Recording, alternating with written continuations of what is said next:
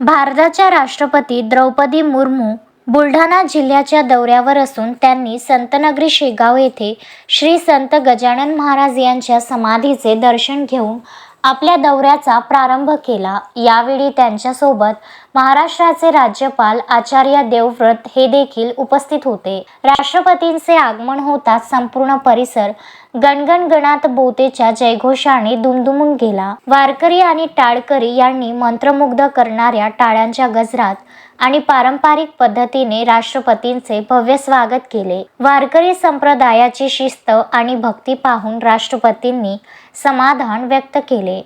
समाधी दर्शनानंतर राष्ट्रपतींनी श्री संत गजानन महाराज संस्थानच्या वतीने राबविण्यात येणाऱ्या विविध सामाजिक आणि आध्यात्मिक उपक्रमांची सविस्तर माहिती जाणून घेतली। संस्थानच्या वतीने चालविले जाणारे सेवा कार्य, शिस्त आणि स्वच्छता पाहून त्यांनी विशेष कौतुक केले। महेंद्र मिश्रा, विदर्भ न्यूज, शेगाव।